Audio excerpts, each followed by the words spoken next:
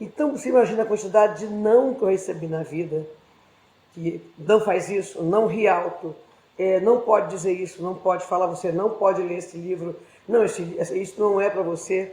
E cada vez que eu recebia um não, a minha curiosidade sobre a vida melhorava, ela aumentava.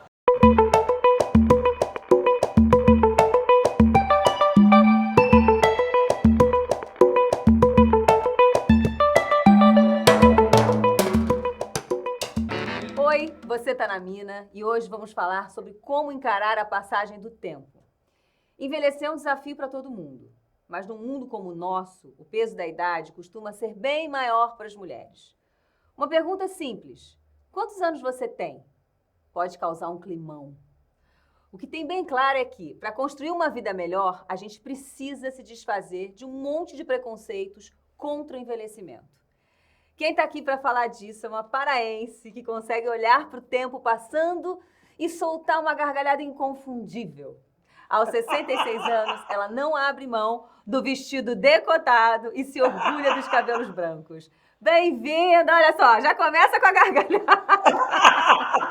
Bom dia, alegria! Tudo bem, meu amor? Eu tô muito bem de falar com você, já ser recebida assim com essa gargalhada maravilhosa que a gente já, né, que aquece o coração da gente.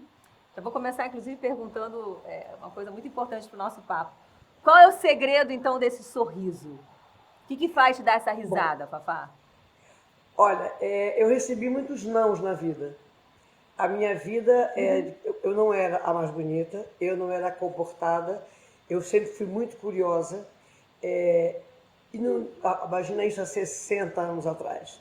Eu, com 6 anos, eu já queria ler aqueles livros lá em cima da biblioteca do meu pai. E isso era assim, não era. Eu nunca quis ser Miss, eu nunca pensei no sonho do casamento como realização, não me lembro disso na minha vida. Eu sempre pensei em ter uma profissão, em trabalhar e tal.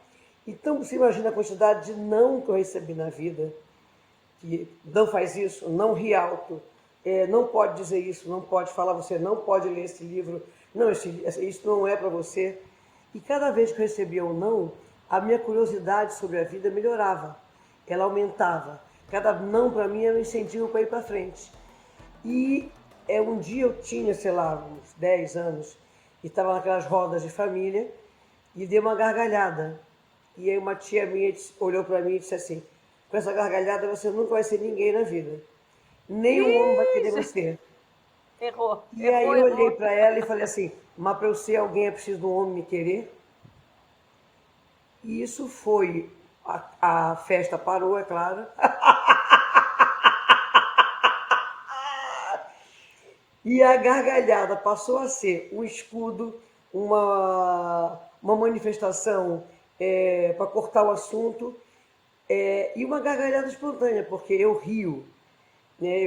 Quando vejo uma coisa engraçada, eu não penso em. Eu não sei rir baixo. Então já fui tirada de teatro, fui uma sapatada uma vez. E eu entendo que nós mulheres somos muito cobradas pela eterna juventude, pelo corpo eslavo, pelo corpo perfeito da menina de 17 anos. E você adotou realmente esse visual com os cabelos brancos. E essa imagem, ela quebra um monte de expectativas que costumam depositar numa mulher mais madura, né? Então, assim, qual a importância hoje para você, você acha, de romper esses estereótipos? Assim, o que isso significa para você? Significa liberdade, libertação e falar com outras mulheres que é possível ser feliz depois dos 40 anos. Quando eu cheguei lá atrás, com meu decote, e naquela altura não se usava decotão, eu recebia muitas cartas de mulheres dizendo: você me libertou, olhe, finalmente eu olho para o meu corpo e não tenho vergonha de ir à praia, porque eu sou gordinha, eu consigo agora entender que quando o vestido é muito fechado não fico bem, mas você me ajudou a usar o decote. Eu acho que nós, mulheres, nós temos cada vez mais nos ajudarmos.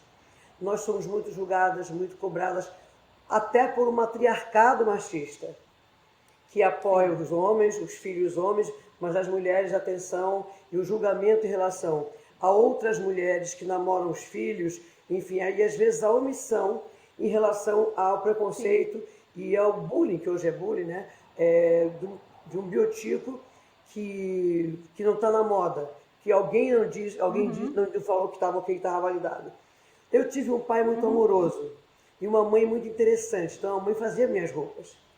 E ela sempre aumentava, Fátima, mais um pouquinho aqui, para ficar mais realçado o decote. Então isso me dava uma liberdade de brincar com o meu corpo, de brincar e usar as roupas que vestem a minha alma. A gente falou bastante dessa coisa de interromper, de romper, né, esses estereótipos, e você falou que isso significa liberdade, né?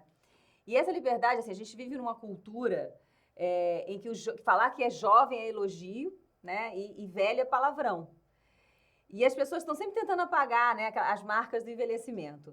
Quais consequências você acha que isso tem para a nossa relação com o amadurecimento? Assim? Como é que você está lidando com a passagem do tempo? Como é que você fala sobre isso com a sua filha? Olha, eu não uso Botox, por exemplo. Eu, às vezes, dei o Botox, eu fiquei a cara do político, assim, assustada. Eu passei 3 meses fazendo assim. Eu faço ginástica facial, né? E eu rio muito. Diz que rir você mexe tanto com a musculatura do rosto que previne rugas. Total. Mas eu não fico catando rugas. Às vezes eu acordo, quando eu tinha, sei lá, 10 anos, eu achava que aos 30 eu estaria morrendo. E aí eu assisti o filme da Isadora Duncan. E eu disse assim, eu quero morrer aos 30 anos, com uma echarpe enrolada dentro do Bugatti. É uma menina bicha, entendeu? O vento batendo, aquela loucura. O vento batendo. E a fantasia, o cinema, os livros, me ajudaram muito, com uma menina muito curiosa em Belém do Pará. A música na minha vida sempre foi muito importante.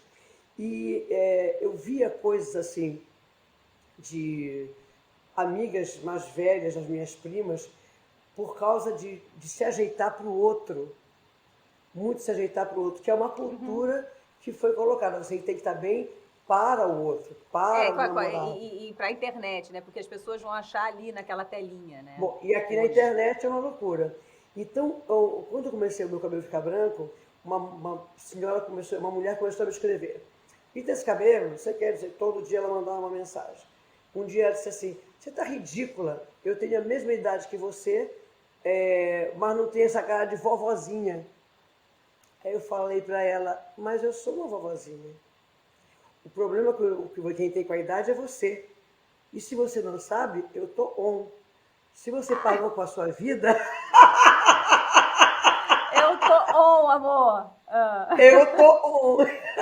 A gente, com o tempo, a experiência ganha da praticidade.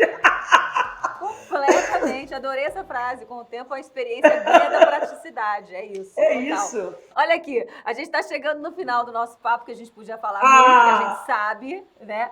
Mas, a gente, claro! Eu não podia deixar de te perguntar uma coisa que você já até falou muito aqui fortemente, se emocionou, que é esse espaço que a espiritualidade ocupa na sua vida. E eu sei que a espiritualidade é o que te guia, é o que te move. Você tem isso... Esse é o seu canal de bem-estar, né, Fafá? É por aí?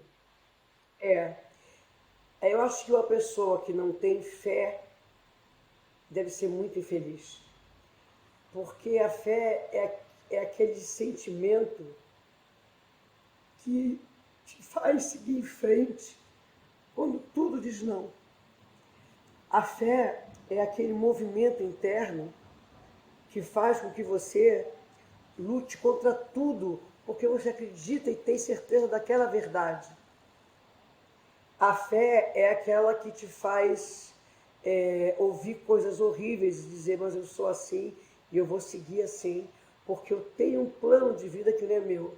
Eu leio muito, né, sobre isso e como os movimentos retrógrados e caretas têm ódio da liberdade. A liberdade só se for controlada por eles. E a grande libertação é a fé, que te dá autoconfiança. Você acessa o teu Deus interior, que você pode chamar de Maomé, você pode chamar de Deus, pode chamar de Buda, enfim. Mas é esse Deus, essa centelha divina que todos nós carregamos e que tem que ser alimentada fundamentalmente com alegria e beleza. porque é da alegria, da beleza, da felicidade que a gente tem que pensar o mundo. Então, acho que essa vontade de aprender, de se transformar, ela não pode nunca nos abandonar. Mas a gente só tem essa coragem se tiver fé e confiar que no final tudo dá certo. Sempre dá, Fafá. Sempre dá com a sua alegria, com essa alegria que você fala, que você transmite. Um beijo enorme, viu? Obrigada. Beijo grande. Obrigada, valeu. Beijo, meu amor. E obrigada a você também, que nos acompanha aqui na Mina. A gente vai se ver na semana que vem e eu vou te esperar aqui. Beijo.